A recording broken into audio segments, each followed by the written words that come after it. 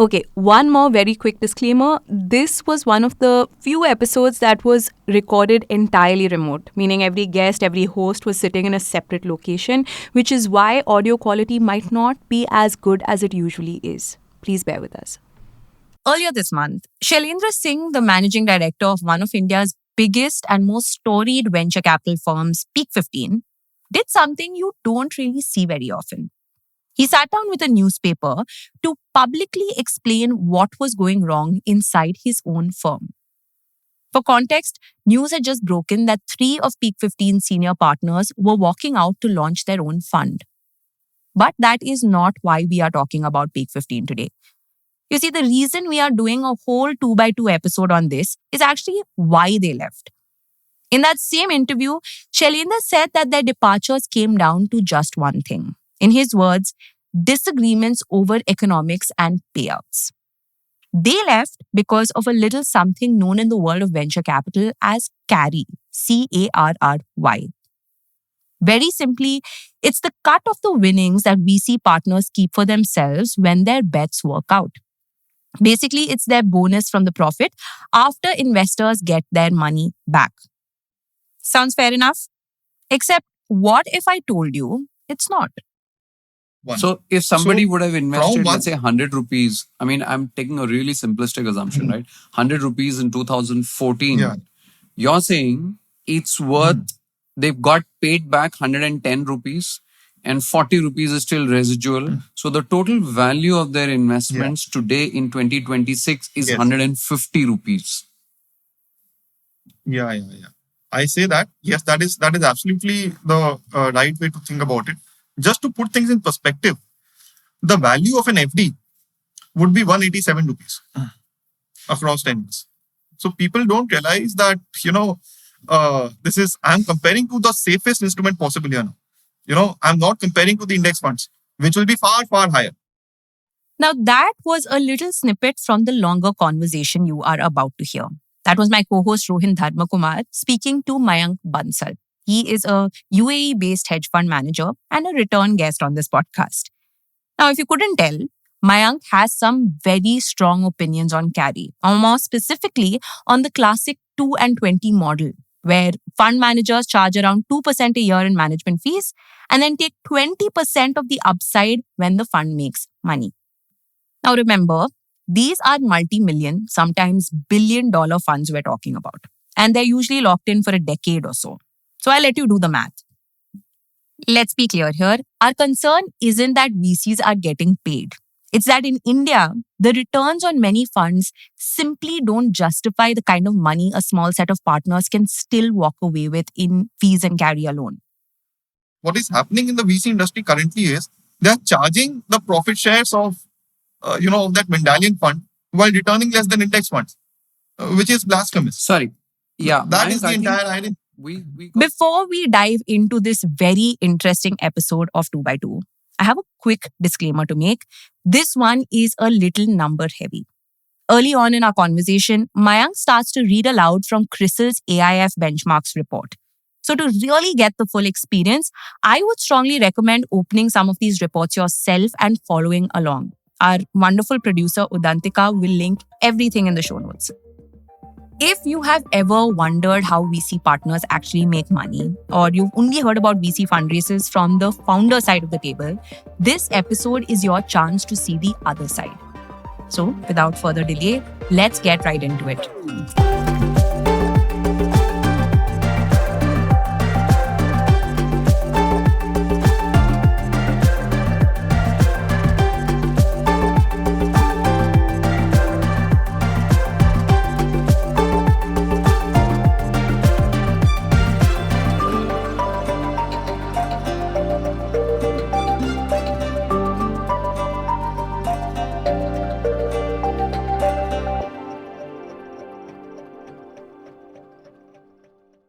Something happened at Peak 15 over the last week. What exactly happened?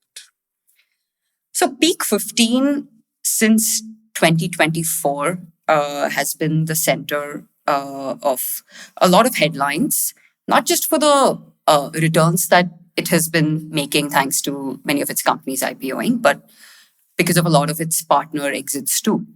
It's a blue chip fund which manages close to almost $9 billion in India.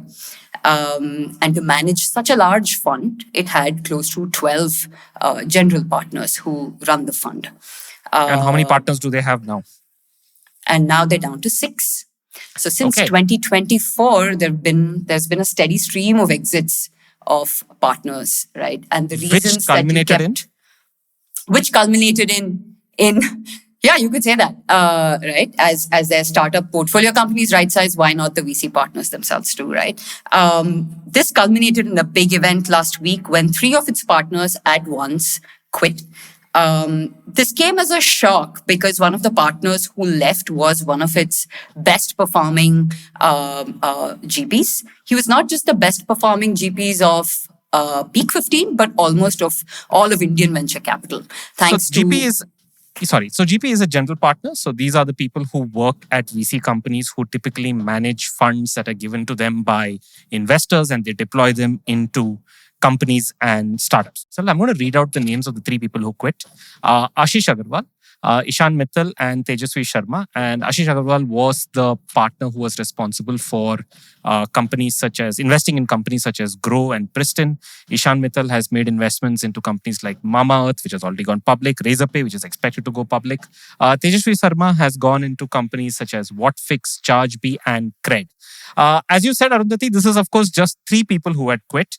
There is a much longer list of partners who have quit Peak 15 over the last few years. And these are some of the other names. We have Harshit Sethi, who had invested in companies like BharatPay, Darwinbox, Sarvam. Shailesh Lakhani, who had invested in companies like Truecaller, Minimalist, Ixigo. Ixigo has also gone public recently. Abhik Anand, who also invested in Slice, Blinkit. Shreyansh Thakur, who invested in Meesho, Zetwork, Cast24. These are not people who are leaving because they missed the ball. These are people who basically did exactly what they were supposed to do. They went and invested in startups. And as they say with all companies and VCs, the goal is essentially to make sure that these companies get more and more investments and eventually go public and do an IPO. And all of them have had at least one company in their portfolio that has gone public. So it seems like they must have had a great time. It must be a successful time for all of these people. So why are they leaving? Carry is a share of profits that, and we're going to be hearing this term a lot today, but carry is a share of profits that a fund will ultimately give its investors. And the very public statement from Peak 15 made it clear that that's the nub of the issue here, that Ashish wanted more carry in future funds that Peak 15 was raising, but Peak 15 did not want to play ball. That's fundamentally what it's coming down to. Okay, the heart of the episode today is why aren't we paying VCs enough for these wonderful outsized successes that they're making? Clearly, everything seems to be working out and yet they are leaving. So, should we be paying VCs more, much more? Do they deserve much more? What's really going on here? To answer some of these questions, of course, I have Rohin, Arundhati and Rahil, but I also have a returning guest, Mayank Bansal, who is a manager of a hedge fund based in the UAE, joins us back. Hello, Mayank. Hi, Praveen. Good to be back. Listeners will remember Mayank from an earlier episode that we did, which was one of our top episodes. It was an episode about, do you remember, Rohin? No. Okay. It was... All right. Of course, I remember. Fine. Nobody's taking my cues today. Okay, fine. Listeners will remember Mayank from an earlier episode that we did about Jane Street, which was basically in the Indian stock market. The Ken broke that story. And I recommend going and listening to that episode. We had him along with our finance editor, Anand Kalyan Raman. So I'll link it in the show notes. And today, the reason I have Mayank in this episode is because Mayank has some surprisingly really strong views about VCs and how much money they make. So tell us, Mayank, are VCs getting paid less? Surely we should be paying them more. Firstly, I would like to mention that Ishan is a batchmate from IIT Delhi. Okay. We've sort of played tennis together a couple of times and went to CAT coaching together. But yeah, regarding your question, so what I did was that I compiled a list of 30 small cap funds in India. VCs will typically be investing in small cap funds. They're not Ps. Like small cap funds is, even pre-small cap rather, is their universe. Small cap is a more stable universe. So I compiled a list of 30, index linked funds and saw their average return. And their average return over the last 10 years, which is the typical life cycle of a VC fund, was in dollar terms. Okay, I'm saying everything in dollar terms because VCs also report in dollar terms, was 13.32%. This is the average return in the last 10 years. Now I compared the Mayank, same... these are index funds. So basically, they're not doing any fancy strategy. Most of them are just like, by and large, like, tracking the index. Yeah. They will make some. I get it. Everybody will have some subtle, like, way to kind of like, adds their own flavor to it. But they're by and large, they're index funds in the sense that they are aligned to the index. And yes, they're by and large index funds which operate in the small cap. Their benchmark index would be the small cap 250. Okay. Now, these index funds over the last 10 years have returned, and I'm not cherry picking a fund here. Like I'm not going at the best or the lowest or whatever. I'm taking the average of all of these just to eliminate any biases. They've returned in dollar terms 13.35%. 13.35%. And their total expense ratio, in case one were to invest into them directly, is around 80 bips, 0.8%. So 13.32% is what they've generated for the investor. And, they've charged 80 bips for 0.8%. Now, if I compare this to what I also did was I opened a CRISIL website which lists out the returns of category 1 AIFs, which is where, all the VCs fall by SEBI regulation. And they've actually classified the returns by vintage, 2014, 15, 16, 17, 18, 19. I've taken from 2014 to 2019 since those funds would by and large have invested and would have started getting the outcomes. Beyond 2019, I thought is slightly early. I have the page open in front of me. We'll share it in the show notes. So please don't worry about what Mayank is talking about right now. So 2004, they've actually reported pre-carry returns, just for the viewers who actually go to the page. They've reported pre-carry returns, so we'll have to deduct the carry, assuming a 20% carry. Whoa, hold on, Mayank. I think this is the time where most people don't realize what the VC fee model is and the 2 and 20 model. So perhaps you can just tell us what 2 and 20 is. Okay, let me just explain. So here is how VCs, this is a very standard model how VCs make money. So what happens is you have fund managers who work inside a VC. These are typically like, as we mentioned earlier, they're called GPs or general partners. Remember this, they're called GPs because you're going to hear that again and again. And once again, they take the money that their investors give them, which in this case are called LPs. So what they do is that they take this money and they invest it by putting it into startups or putting it into companies, etc. Now, what these GPs do is you really want to incentivize them to maximize returns and to generate long-term wealth. So what they do is they do this charge, which they call 2 and 20, which stands for 2% management fee and 20% carry. So what this means is that there is a fixed amount that they always take, which is 2%, which is what they call management fee, regardless of the performance of the fund. Whether it makes 10%, 20%, 30%, 40%, they take that. But they also take a variable amount, which is 20%, which is what they call carry, which is based on the share of profits that they create as a result of performance. Can I just simplify that traditionally for speaking, the average listener? The average listener who's invests in, let's say, the stock market or like with their investor, if you go and hand over 1,000 rupees to your investor to invest on behalf of you, and you say, here, take my 1,000 rupees and I'll come back to you and expect some kind of returns at the end of whatever, 7 years, 8 years, 10 years, then the person that you're handing the money over to will say, fine, you know what? Every year, I'm going to take 2% of your money, right? So in the first year, I'll take 2%. Second year, I'll take 2%. Third year, I'll take 2%. Doesn't matter what I'm doing. You can't ask me about it. I'll just take 2%.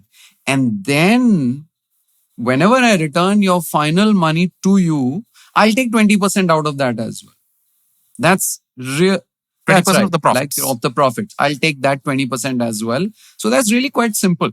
right? I think this LPGP just distracts us from the fact that at the end of the day, people are giving someone money to invest and generate returns. And that someone is just taking an annual fee of 2% and then 20% of the final profits that are generated at the end of it. It's really quite simple, actually. That's 2 and 20. Okay. Rahel, over to you. Now tell us, Rahel. Now what's for the my story? fun How did we story, get guys. here? Just to take a step back and tell you my fun story.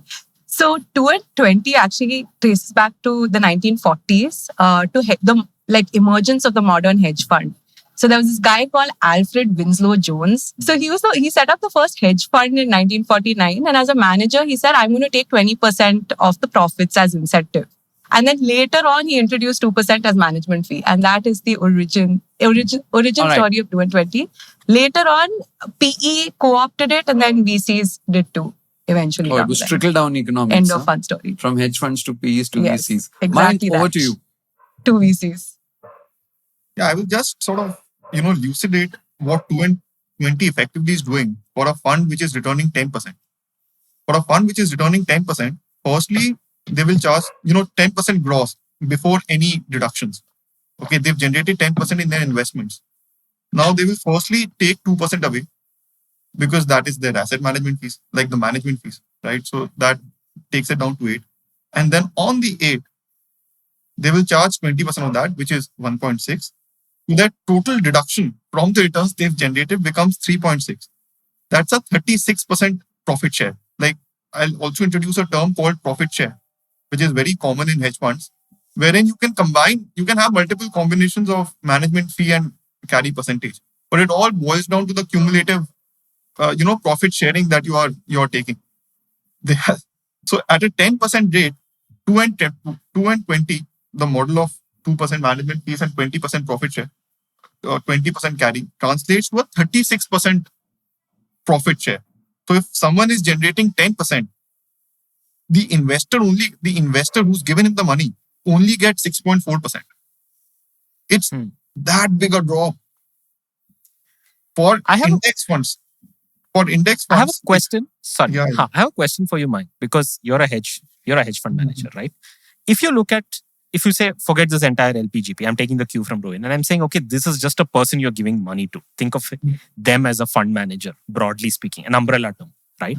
Is there any kind of a fund manager across asset any class, kind of, whether it's hedge fund, whether it's PE, whether it's this thing, any kind of an asset class that takes this much of a share? No, so you can get this much of a share, but your gross returns have to be much higher for that. Like, for example, I'll just take an outlier. Renaissance Technologies Medallion Fund grossed 66%. 66% over some 25 years, like huge time. 25 years, 30 years. It became a private. It wasn't open to subscriptions ultimately, so it just became a private investment vehicle ultimately. But they were generating 66%. Now on that, they were charging 40% profit share. Okay, which would mean that the fund kept 26% and 40% was passed on to the investors. So such high profit shares can exist, but your gross returns. When I say gross returns to the listener, I mean returns before deducting any management fees or carry. The gross returns have to be as high as 66%. What is happening in the VC industry currently is they're charging the profit shares of that Medallion fund while returning less than index funds, which is blasphemous. Sorry.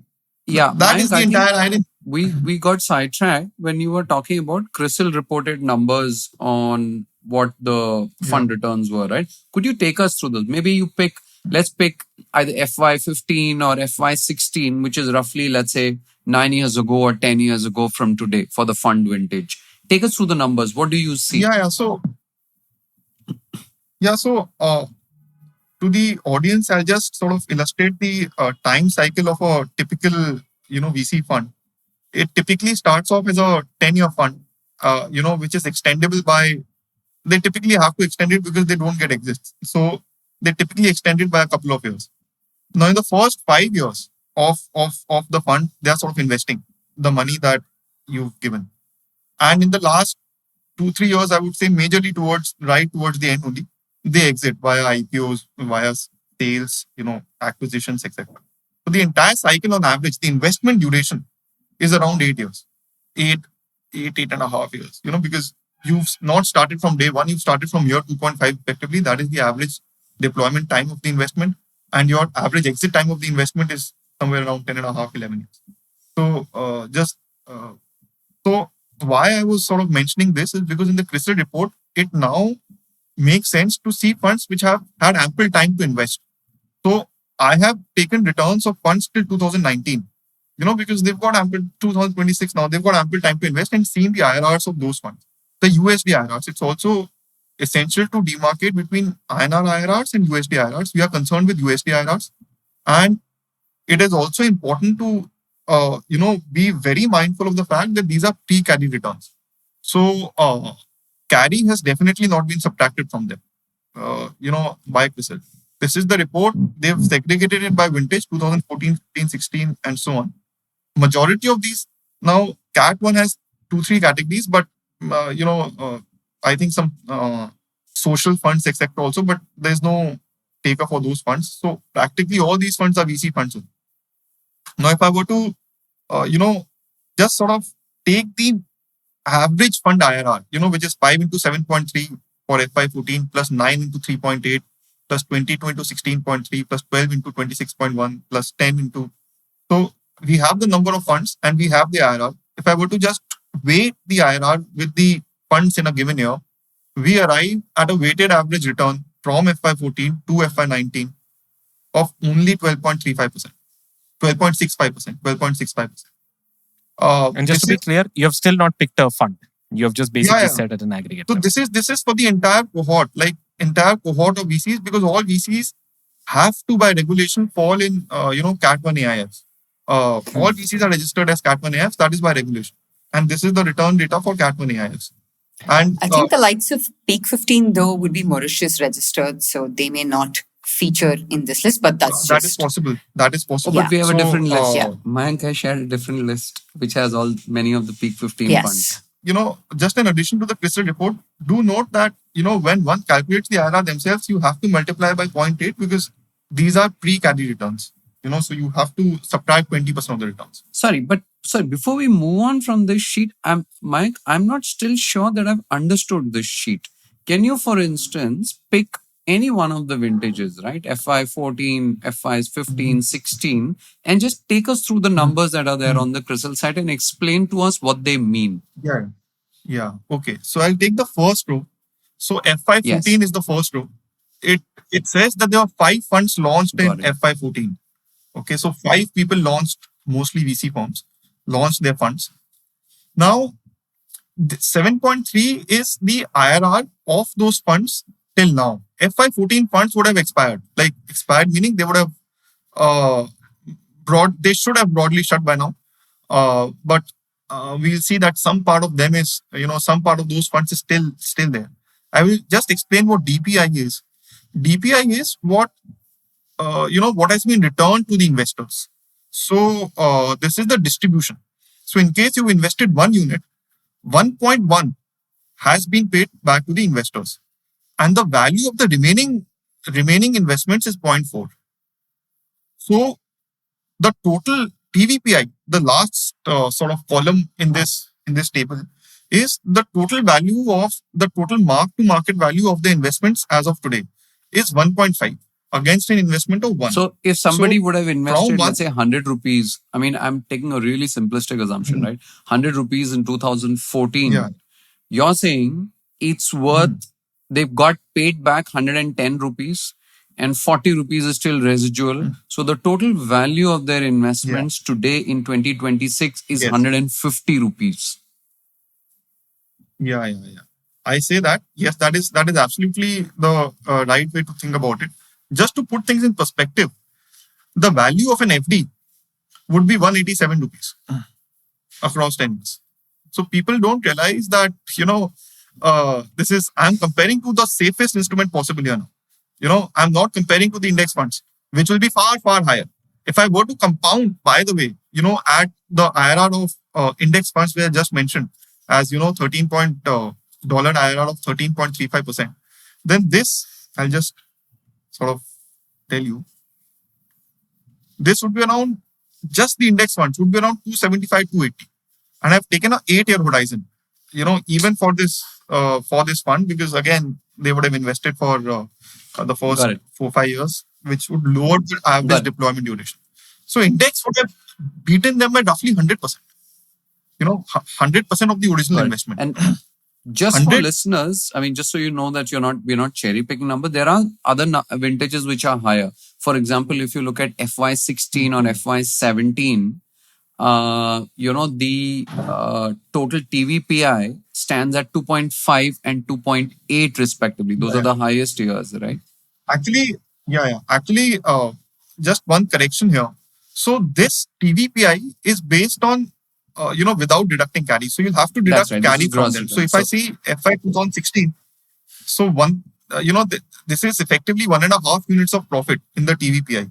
So 0.2 or 1.5, which is 0.3, would need to be deducted, and this would be sitting at 2.2.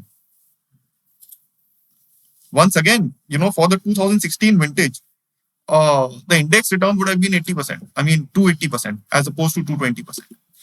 Got it. 2016 fund would have mostly exited, or even the valuation, even the investments would be pretty mature by now. Because they would have to start exiting those now. I wanted to bring in Arundhati because, we started by talking about Peak 15 and its partners leaving. But this is also not new. It's not the only VC that is like losing partners left, right, and center. So before we get into the specific numbers of either Peak 15, and we also have the numbers of a couple of others as well. We'll talk about that. But I think the question that I have for you, Arundhati, is what are you hearing when you go and when you report and when you talk to people?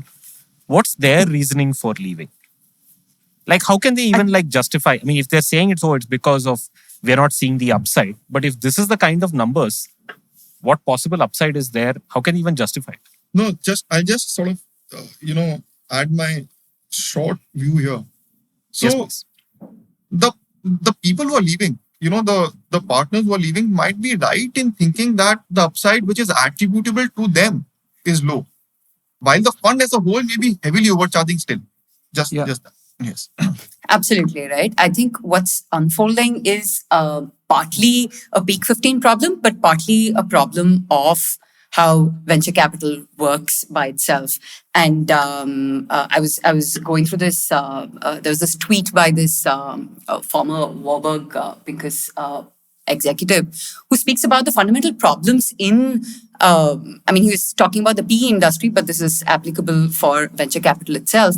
That fundamentally the problem it's a business model problem, right? Because you have a partnership where there are these older senior partners who have a share of the carry in every fund, and they have a higher share of carry, while the junior partners don't have that much of carry in a fund. But it's these junior partners who are out there sourcing deals, clued into the ecosystem, and they feel like they are hungrier, they bring more value to the fund, right? So it fundamentally feels like a very unequal partnership. And this is true of what's unfolding in Peak. But this is why you see so many partners also exiting out of VC firms and trying to go at it by themselves, right? And I feel like there is, when I report on this, my personal view or my takeaway has been that there is a bit of unfairness in the way things play out. Unfair to who? Because in this business, the partners, right, especially the junior ones, right? Why? What is unfair? I don't understand. Unfair, as in, let me explain, right? Like, because let's take Ashish's example in Peak 15, right? So he invested in Groww in 2019 when he was a VP. He was not partner yet. He was not even principal yet. He identified this deal. He made this investment, right? And yes, you probably didn't know that it'll have such a crazy outcome.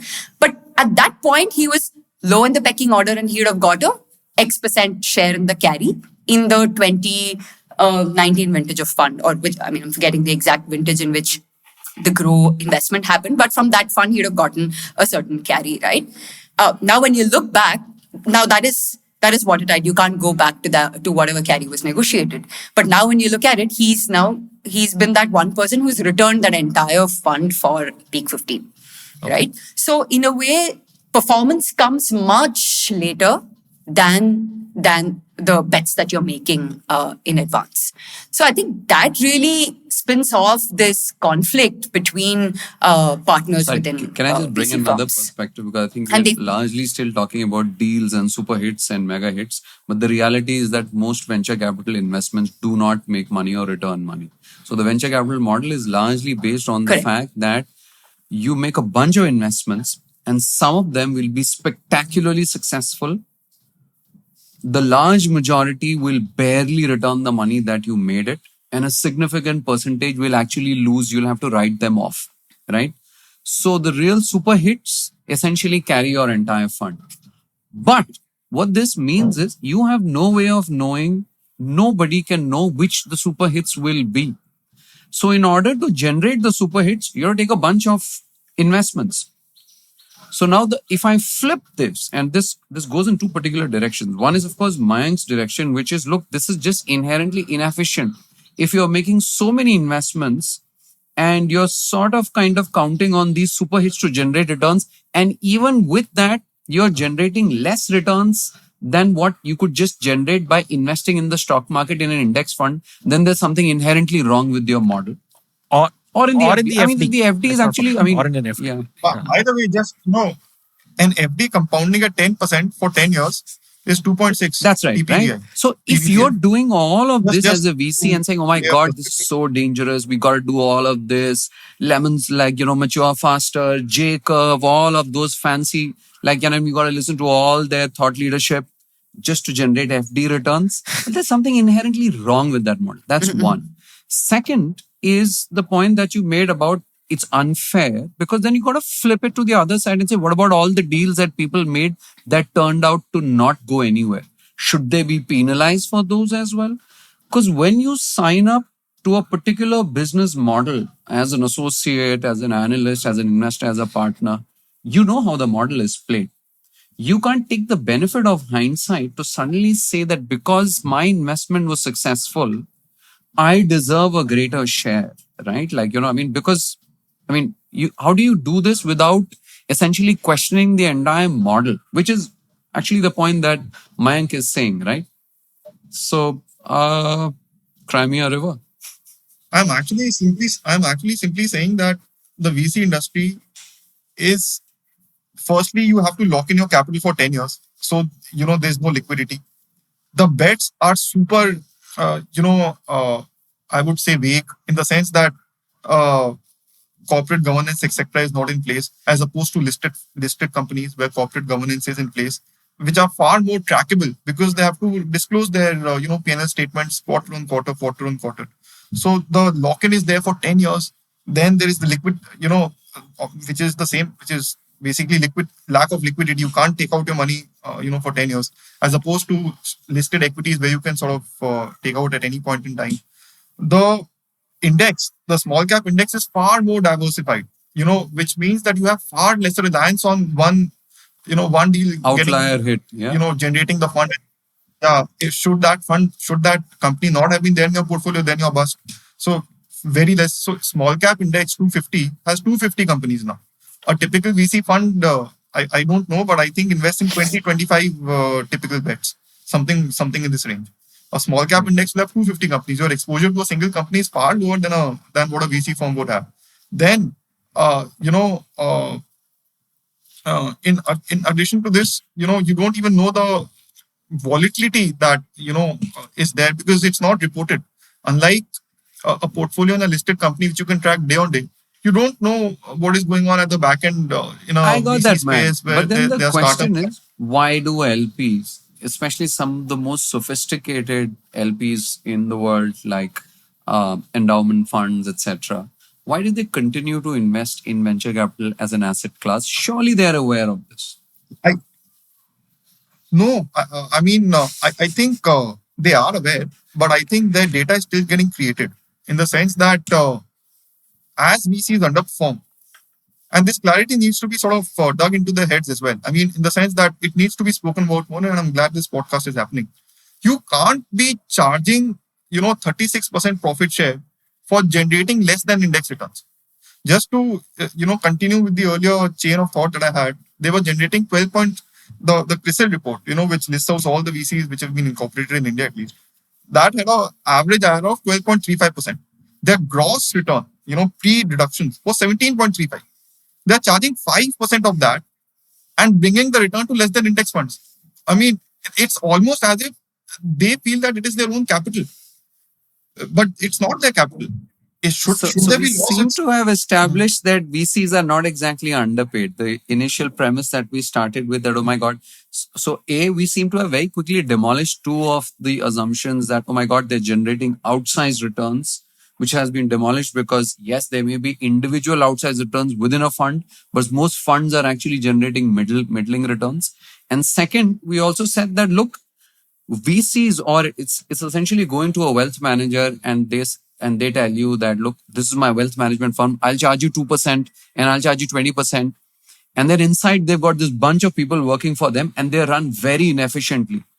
Right. And some of them may be underpaid and some of them are really talented and working their ass off, but they're not getting paid enough. That's not your job to figure it out, right?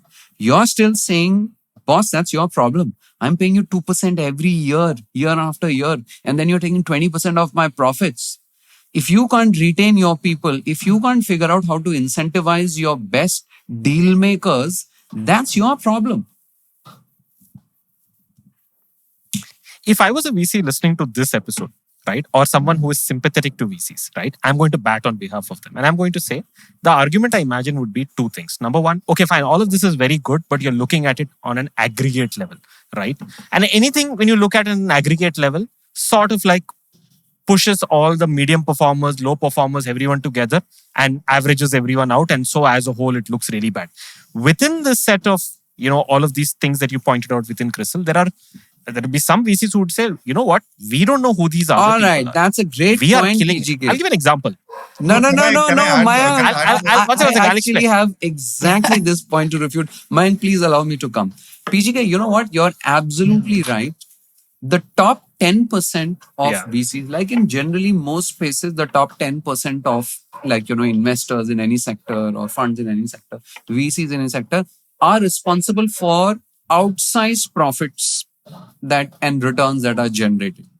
But so VCs also essentially fundamentally operate on what's called a par law, right? The distribution, right? Now the top 10% really do a great job of multiplying wealth and they probably definitely deserve their 2 and 20, right? The bottom 50% actually barely just about manage to return capital to their investors, right?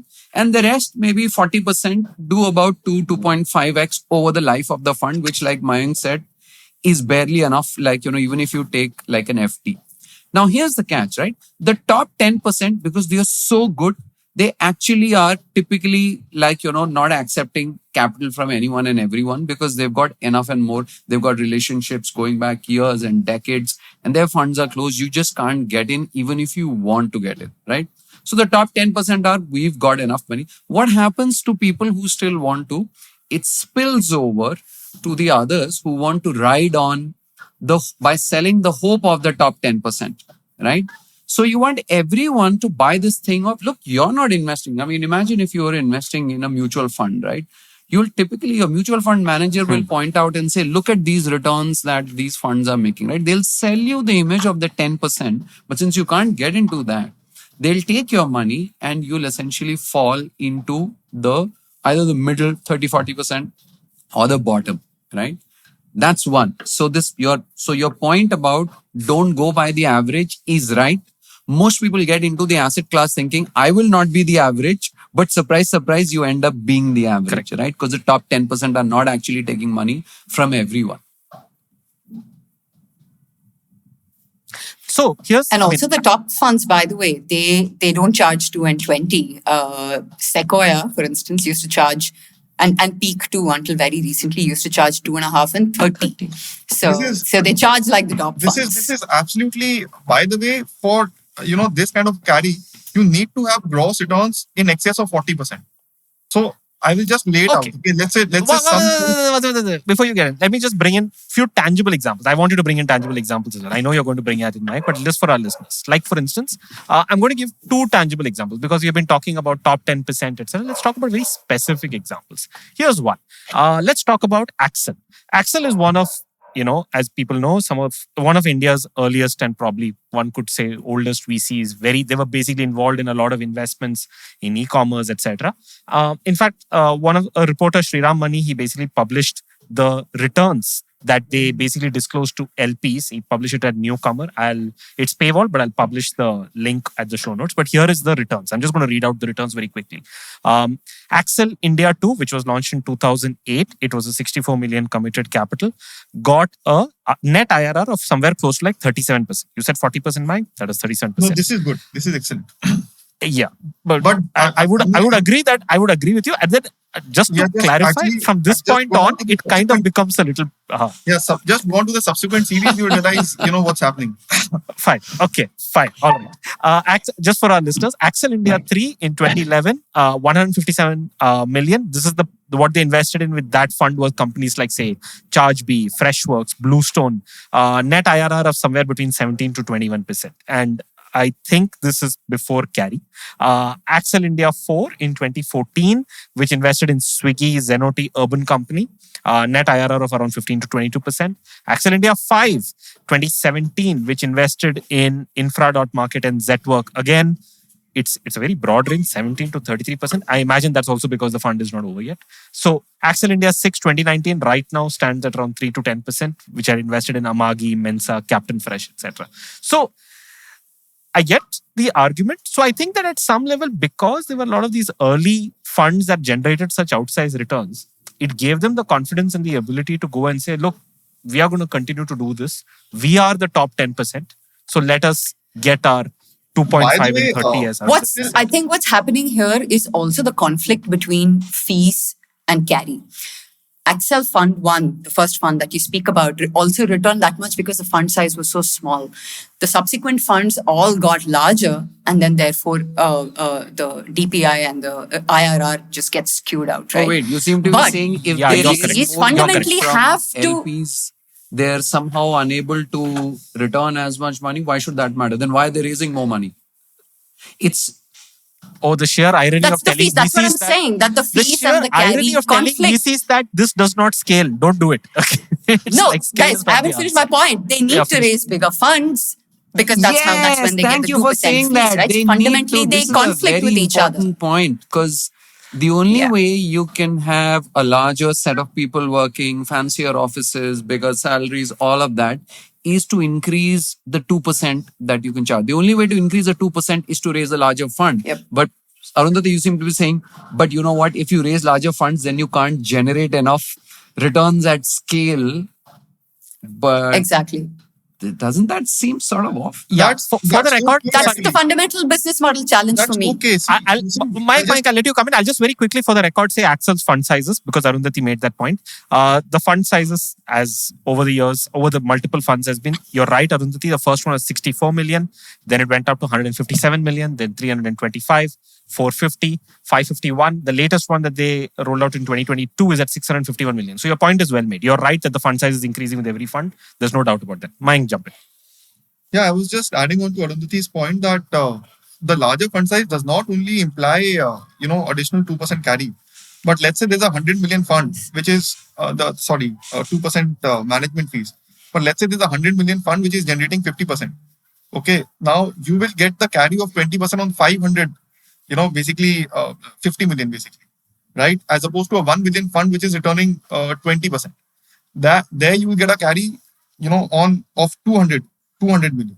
So 50 versus 200. So it's not basically, even after a far superior performance of the lower sized fund, you are incentivized by the very structure of payouts. See, people will do what you show people the incentive and they will head in that direction. The incentive is aligned there. So a 100 million fund generating 50% yields lesser for the fund as compared to a 1 billion fund yielding 20%. And people will do that because that is where the incentive is aligned. It's up to the LPs. Can I just put this in simple terms? Let's say a fund, let's call it Fund X, says, oh, you know what, we've just raised this $100 million India fund. What's going to happen is they get $2 million out of that in year one to spend on like hiring people, their own salaries, offices, meetings, blah, blah, blah, all of that stuff, right? They get 2 million a year two. Podcast appearances, 2 very million important. in year Podcast. 2, 2 million in year 3, 2 million in year 4, 2 million in year, right? So just like that, without doing anything, assuming you just didn't do anything, it's getting drawn down by 2 million every year. Now, of course, it's not getting drawn down because they're actually going ahead and investing.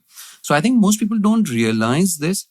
Can you imagine? Because at the end of the day, we have to realize that venture capital is fundamentally an investment asset class. It is a way for people to give someone money to invest and generate returns for it.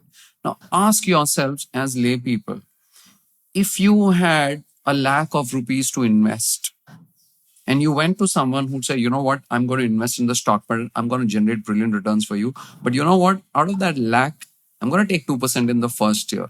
And you'll be like, what? That's my fees. No matter what happens, I'm going to take that fees. And you know what? I'll take it in the second year also. And you know what? You can't take your money back from me till 10 years, right? For 10 years, I'll continue to take 2%. And what will you give me back at the end of 10 years? Well, I don't know. It's going to be very good. It's going to be about 2 times, 2.5 times, 3 times or something like that. Now think about how ridiculous the notion of this is, of locking your capital for 10 years and having someone pay themselves out of it without committing returns. And even then at the end of it, they'll say, I'll take 20% of your profits as well. You'd get laughed out of any customers, conversation if you try to charge like that. And yet venture capital continues to operate as this asset class. We've done a story where I think there's been notable efforts, especially from SIDBI, if I'm not mistaken, in India, to force venture capitals to accept a lower rate of both management fee as well as carry if they take money from SIDBI More and the Indian fees. taxpayer. We should link to it in the show notes. If I'm not mistaken, it was what, 1.8 and something else? 1.5, right? 1.5 from 2%. It was only That's fees. right. So They didn't there touch are carry so those much, but efforts to say, look, this is ridiculous. You can't be charging me so much when I'm locked in, because there is an opportunity cost to locking in your capital for 10 years. Imagine, right? You can't take it out. But I also will answer partly a question that I asked earlier, which is, and yet why do LPs continue to invest? One particular reason is, especially for many of these, let's say, large investors in venture capital funds, like endowment It's funds, diversification. right? It's Like the a same Harvard logic. or a Stanford or a California pension fund, etc. When they manage large pools of money over large horizons of time. So they have this mandate that we need to diversify investments across a bunch of asset classes. And many of them have this thing of, you know what, we are setting aside 2% of our capital to invest in venture capital as an asset class, right? And they're not doing it to generate the maximum returns from those 2%. They're just saying we need to diversify because we can't be all in on any one thing, because we need to safeguard this money. Once they've made that decision for the 2%, then I think then they essentially end up allocating it to particular VCs, etc. They're not really optimizing for returns. I think the mistake that I made was that I thought that, look, I mean, why would anyone do this, right? But really, when you think about it, if it's 2% of the overall money that you're investing across decades and decades, and then you're like, I just have to invest it because it's one of the asset class, then that sort of makes sense that their investors are not optimizing. Perhaps to answer Mayank's question, that's what emboldens VCs as well. Because in some senses, if you know that the money is coming to your asset class without any effort from you, right? No, I disagree. I think it's a No, one sec. Even if that is true, then why put so much effort on this side? Then as a VC, you might as well put money. Asset allocation, the purpose of asset allocation diversification is that when one segment fails, the other picks up. In this case, this is entirely linked to the economy, much like equities. So it is not any unique asset class like gold or something which is, which has a negative correlation with if there's a recession, you think like if there's COVID, half the startups are shutting down, right? So it is directly correlated. diversification should happen in non-correlated sort of asset classes. If the asset class is correlated, then diversifying into an asset class which has lower risk-adjusted returns makes no sense.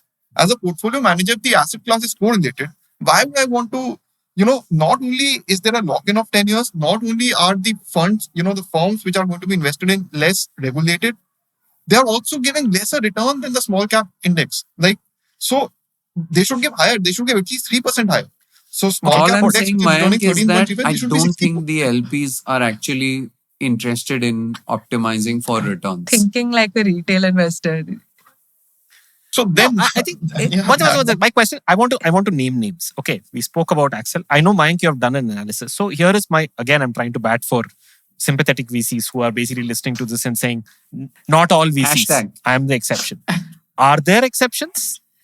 There? Because you've done analysis of specific VCs and their IRRs, Axel is etc. one of the best firms. Axel is one of the best funds in terms of returns. So the example which you've given is one of the best. Let's look funds. at peak 15. But not all. We have this table in front of us. Yeah, let's look at peak because 15. the story started with peak 15. We have this table, which is the University of California's, which is one of the largest LPs in the world, and their private equity investments as of June 30th, 2025. And it has a bunch of peak 15 funds. It has peak 15, 6, 1, 3, 8. Some of them, they still don't have the data for it. The earliest vintage I could find in that was 2018 vintage. Peak 15 Partners, India Fund 6. The DVPI, total value multiple, is 2.86 for a 2018 fund. Then there's a 2019 fund, which is Peak 15 Seed Fund 1. It's 2.14.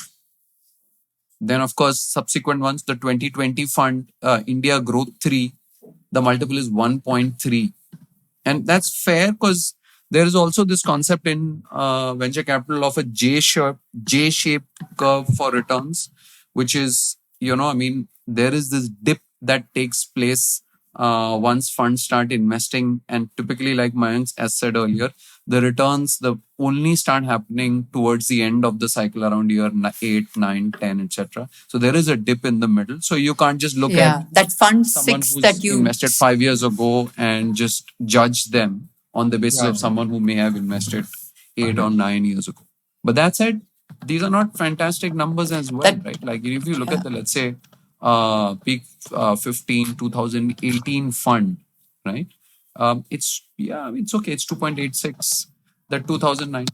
That's, by the way, the fund from which the Groww investment was made. Yeah. So it may look better one is 2.14. now than when the data. You know what? I'm with Mayank on this because like the goal test has to be, if you are an investor and you are going to invest your money and the person you are going to invest your money with said, come back to me in 10 years. And in 10 years, I would have taken 20% of your capital because I'm essentially taking 2% every year. And then I'm going to take another 20% of whatever I return. Would you ever give money? So this question is actually directed at my friend Praveen, who's been saying that, like, would you give a person like this your money for 10 years? See, again, I'm saying the same thing. It depends on who So the you're person saying, okay, is, great. Let's right? break that down. You're saying venture capital as an asset class makes sense if it's only the top 5, 10%. So we should burn down the remaining 90% of the venture asset class. Is it? You can't do that, right? I'm fine. I think I'm fine if you burn down.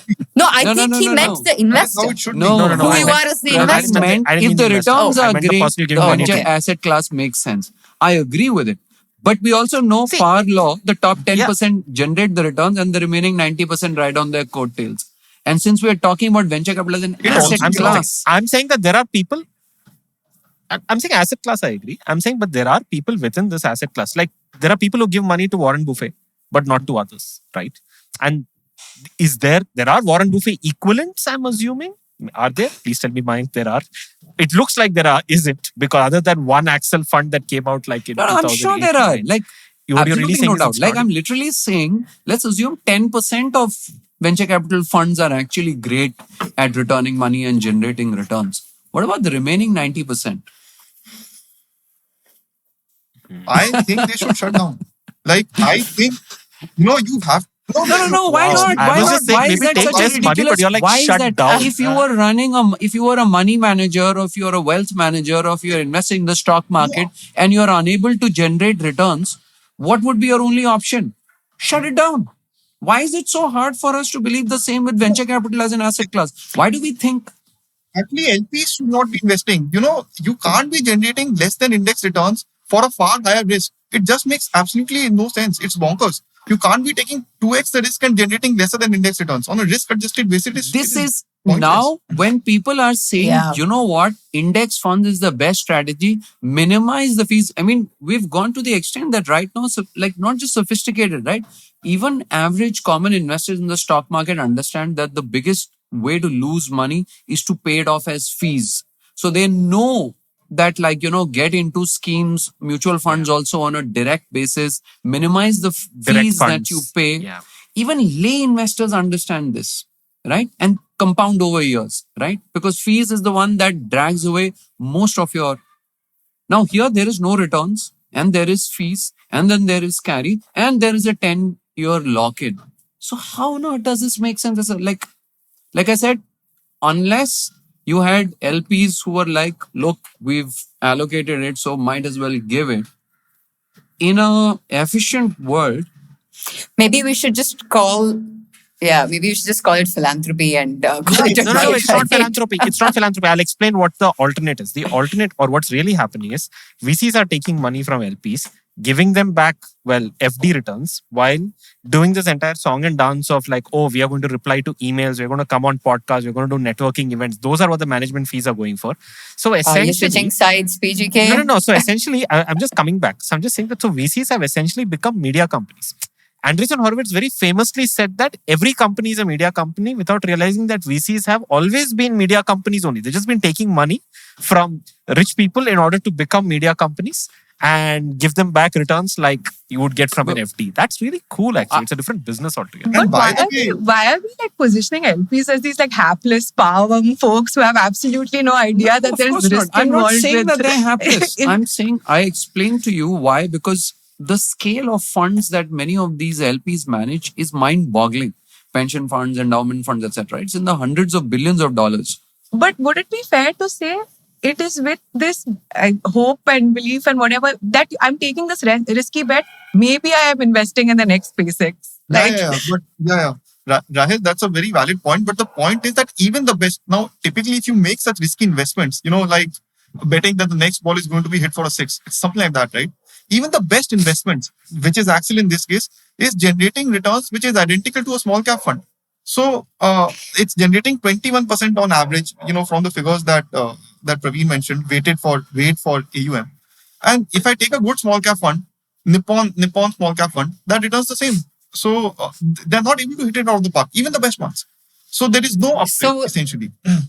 So the real money gaming is venture capital. I want to take another example. If you look at, say, Bloom actually, to their credit, published it. They published The this reason thing they called published it is because they know that they're better than the other VCs in terms of returns. In terms And the of funds are also small. Yeah, let's see when Yeah. when their fund sizes grow. No, let's see what that'll look like. Be that as it may, it's correct. But be that as it may, I just want to say that they published it, and they published it with a very strange title called the Omega Files. But okay. But in that, they had their numbers, and here is their numbers.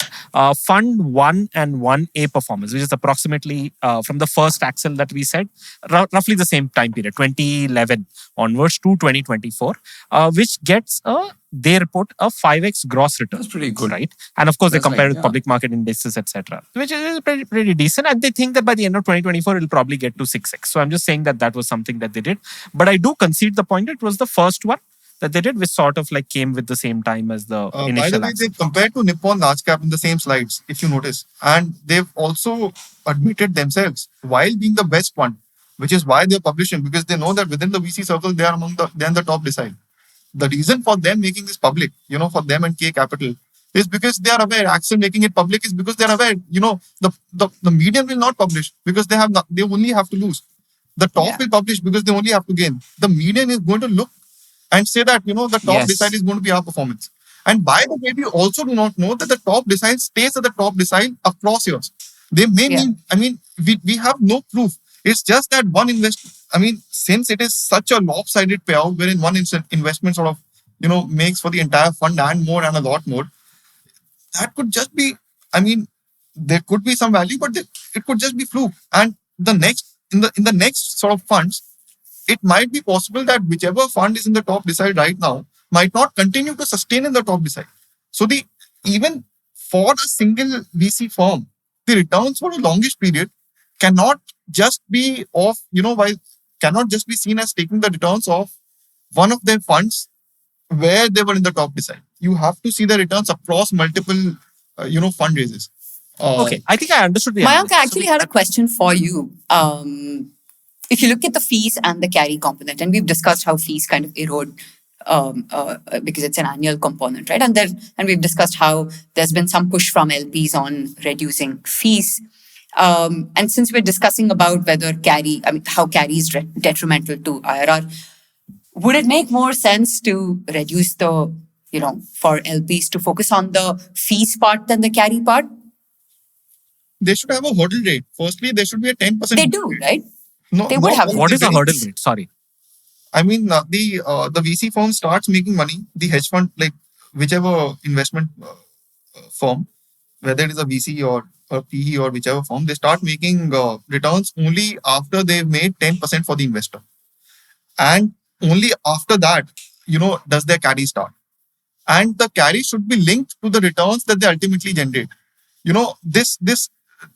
Arundhati, I think the scale of, overcharging is not being appreciated enough here. When you're charging 2% and 20% for a net return of 12%, it's effectively 17 going to 12. You've kept 1/3 of the returns for yourself. This kind of profit sharing is applicable when you generate 25-30%, net returns post carry. Not at these level of returns. Because when you're generating, let's say 30% or 35%, hypothetically, I'll just, take an example of 40%, just for simplicity. At 40%, a 2% and 20% carry would mean that, 2% is deducted. So 38 into 0.2, which is 7.6. So 7.6 plus 2, which is 9.6. The investor still gets 30.4, percent IRR. So these kind of carry structures is unheard of, and it's ridiculous. I mean, I don't know from what pedestal they can ask for these carry structures. The LP should really take them, sit with them and show them their return and ask them that, what sense of entitlement they have to be charging, to be asking for these carries. And I actually also figured out, sorry. Keep adding that, we are adding a lot of value to this country, that country. All of that is nonsense bollocks. Like, generate returns for the investor, period. That is what your job is. Don't give this Sorry. I just figured out that this entire structure of this fixed fee, management fee and carry, this 2 and 20 model, is essentially what is also the reason and the big trigger for all of these people leaving VC firms. Because everyone knows now that this 2 and 20 is not going to be touched. Nobody can touch this. There is no way to fight this. So what you do is... Yeah. What do you mean? No, I'm talking from the perspective of people who are like, GPs inside Sequoia or all these other, Peak 15 or all these other companies. Peak 15, Ravi Shankar, all this does not matter. It has to come from the LPs. Obviously, it has to come from the LPs. Yeah, I'm talking about the calculation made by these people. I'm running a fund. It is in my best interest to charge as much as possible. Like, no, Mayank, I think the point Ravi Shankar that does not Praveen is making is that, the reason why over the last, let's say, 18 to 24 months, we've seen a wave of exits across multiple venture capital funds in India, where younger partners leave to form their own funds, is because they know they take for granted the math of a new fund, which is, I'll go into the market, Correct. I'll raise a $50 million and $100 million or $100 million fund, and off that, I will take 2%. Why 2%? Because everybody takes 2%. Correct. I think that's the point that PGK is making, that 2 and 20 though is common. I don't need to convince new investors why they should be paying me 2 and 20. That correct. I think the LPs are being foolhardy. So it has to come from the investor. No? I mean, if for the investment firm, it is in its interest to charge as much as possible. Supposing a mutual fund says I'll charge 100% of the returns, then no one will invest. And that is the way the mutual fund corrects, right? I mean, the mutual fund say that, okay, if I have to do business, I have to charge a reasonable net carry and management fees, which is commensurate to the returns that I'm generating. So LP should not invest. Now, obviously, it is entirely possible, as Arundhati was earlier mentioning, that within the 2 and 20, the split of the 2 and 20 might be unfair between the junior partners or and the the high senior partners, performers versus older folks. Correct. Yes. Yeah. I think this legacy issue of that, we've stayed at the fund and therefore we want to charge a carry of every investment that is made is will naturally, very, very naturally in any setup lead to exits of the good performers, which is what you're seeing in the VC circle. So within that, within the 2 and 20, the attribution might be wrong as to the split between the general, between the senior partners and the younger partners. But the 2 and 20 itself is very, very questionable. Okay.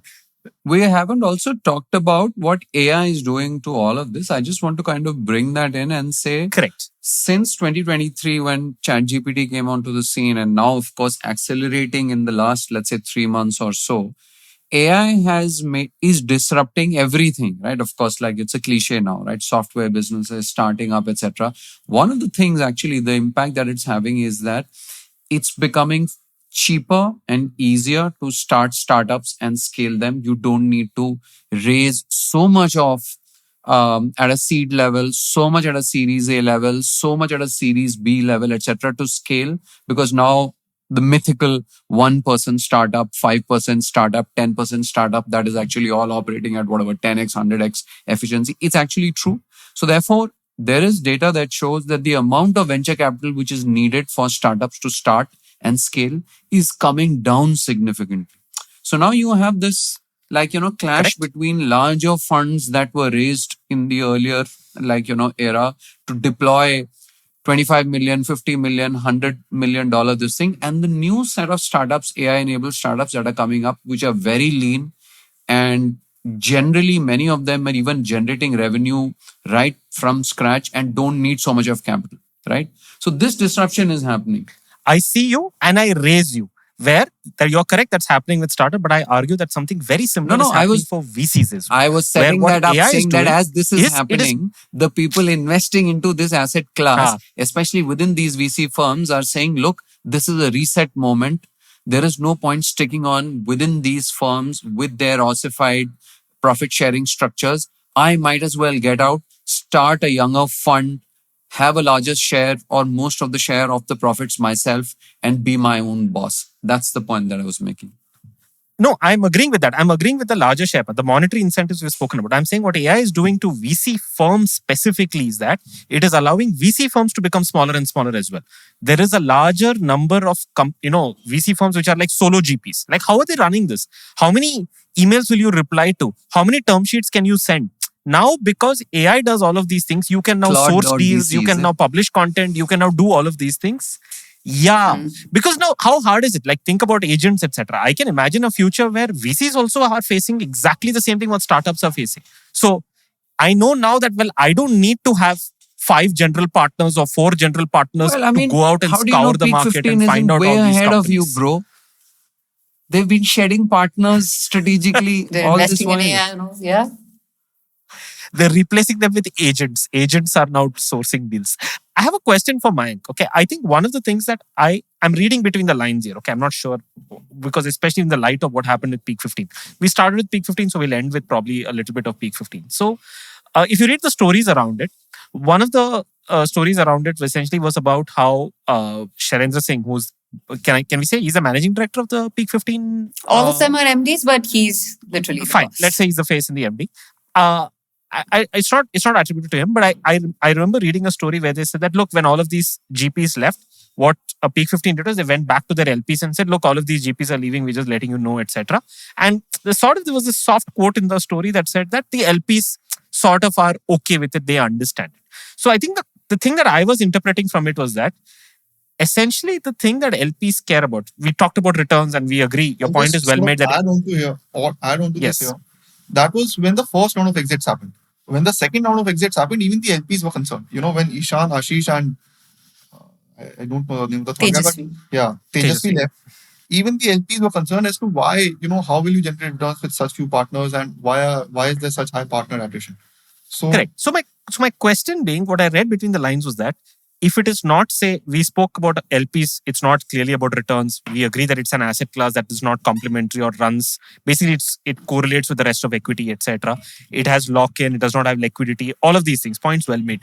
Then fundamentally, does it then just come down to relationships where LPs just give money to, venture firms that they have a prior relationship with and say, okay, take my money? How? Is it just LPs that also the are driving force? internally I don't know. answerable I'm for asking. returns. Na? If you are running a fund, endowment fund, when your annual review comes up. There are a ton of fund managers. Who take money just based on relationships. That's true. The relationship is one of the way to give. But at the end of the year, relationship can't be put on your returns table to your own, board, right?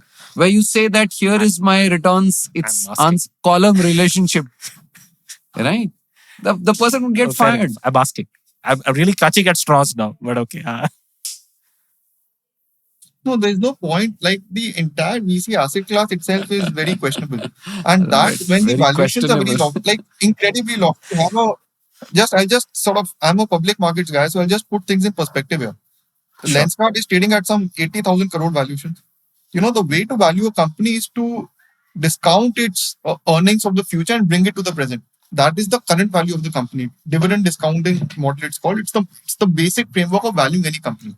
Now, for being valued at 80,000 crores, when you discount a future cash flow of, let's say, 25 years, assuming in 25 years things will get disrupted, which is a very safe assumption.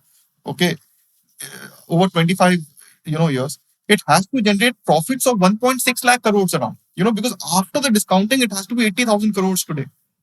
1.6 lakh crores in profit. It's roughly a profit of 8,000 per year, 8,000 crores. That is not even its revenue today. At these lofty valuations, they are unable to generate FD returns. So the entire asset class is a mishmash. It's nonsense. It's basically a scheme wherein the VC firms have found out a way that, because SIPs are there, because the public at large is investing in SIPs, therefore you can have any, nonsensical valuation and they will fill their pockets and the LPs will get some returns which they are incorrectly okay with. So this is just for the lack of a better word, a Ponzi scheme kind of thing. Lenskart at 80,000 crores makes zero sense. Its revenue is not 8,000 crores. They're aspiring for 8,000 crores revenue. Okay, now, basically, it has to generate 8,000 crores in profit annum, which is then discounted back across 20 years, 1.6 lakh crores, which discounting to today will, get to a valuation of 80,000. This is vibe valuations, Mayank. By the way, if I were to tell the VCs don't believe in this. Like the VCs don't, by the way, really believe that those profits will accrue.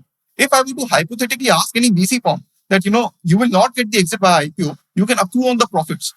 There is no chance they will invest because they don't actually believe that the profits will come. That is what is happening. They don't believe the profits will come.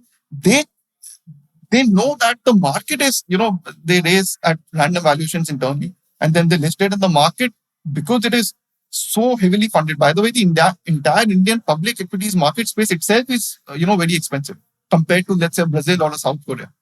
And because SIPs are just coming to the system, therefore it becomes a very easy exit for any promoter or a VC firm or a founder, to sort of exit a loss-making company which would otherwise never have been valued at such prices. They should not exist, basically. So, if I were to hypothetically pose a question to any VC listening to this episode and ask them that, instead of the exit at IPO, you would get a stream of future profits from the company that was your investment, would you still invest? And I bet you that the answer in their hearts to 99% of the investments will be no, because they don't really believe the cash flows are coming. But what about nurturing India's vibrant startup ecosystem, Mayank? Put a price on it. No, so do that as charity. Charity. It's not very different from now. Last question, and we can wind this. How does this, clearly we spoke about this tension point, and it's only going to get stronger and stronger and stronger. And obviously, you're seeing it get to a point. How does it crack? How does it break? Does it come from the LP side? Does it come from a bunch of VCs or solo GPs coming in saying, you know what, I'm going to disrupt this whole thing by basically saying, I will not take carry. I will only do fixed management fee. And it's like It's a classic case, right? Like how Zerodha does zero commission and they disrupted brokers. So you can just continue to draw a line down that path and say, some VCs might just come and say, we're not going to do this. And then suddenly everything corrects itself. The last question is, how does this end? How does this break? Not end. How does it break? Ultimately, it is the LPs. Obviously, undercutting can happen. But even after the undercutting, you have to generate returns. You have to generate post. Let's say there was zero carry. Do you think the returns are still okay compared to, what an index fund is generating? Even with zero carry, the returns adjusted for risk, given that they should be at least 3-4%, at least 3%, CAGR higher than, let's say, an index fund because of the inherent riskiness, the lock-in, etc. Even with zero, the issue is of, the investments not making money. The valuations have to come down. And the valuations have to be in good companies, like profitable companies, rather than looking at schemes which can, show a spike in valuation. You see all the IPOs, Paytm, Honasa, Swiggy, Ola Electric, they're all below their IPO price. Should an investor or a retail investor have put in money simply in Nifty at the time of their IPO and shorted them, he would have made a killing, because those are going to go down and Nifty is going to go up. So, even with zero carry, you have to generate returns to begin with. Some reasonable returns adjusted for risk.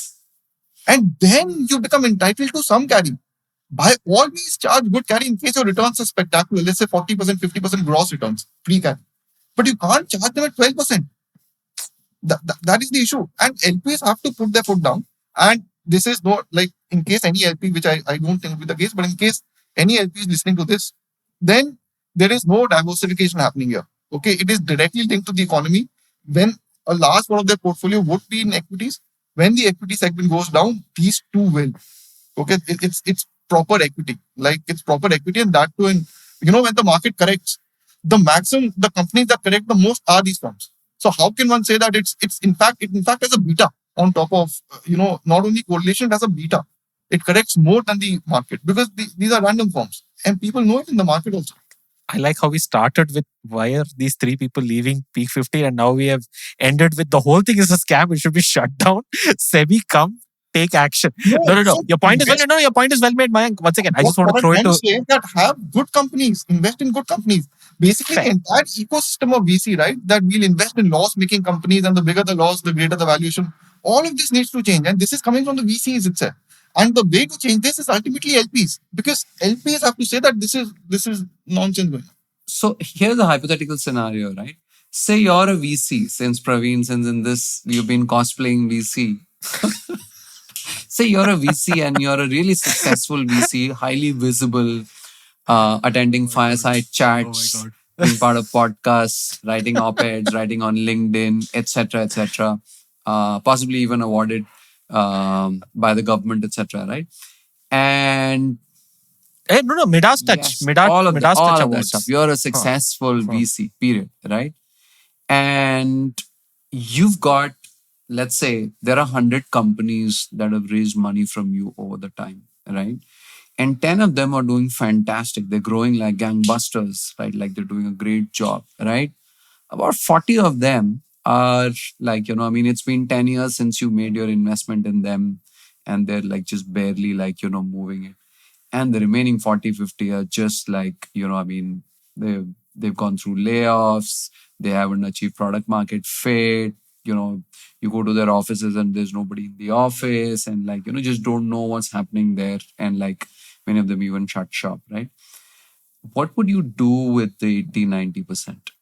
Since you are a highly successful VC, what would you tell them when they come to you for more money? Saying that, obviously, you'd say no, and then what? Survival of the fittest, bro. Get rid of them. Shut down. If you can't hit it out of the park, if you can't go big, go home. Wouldn't you say that? Well, I guess that's the same logic that should apply then to the venture capital space as well, right? I mean, I don't want to reduce today's discussion to saying that venture capital shouldn't exist or venture capital firm shouldn't exist, right? But I'm saying, shouldn't the same medicine go around for everyone? All right. Fantastic episode. Thank you so much, Mayank, Rohan, Arundhati, Rahel. This was fun. Very, very strident and very strong points of view. Thanks, Mayank. Always fun having you around, man. Yeah, thank you.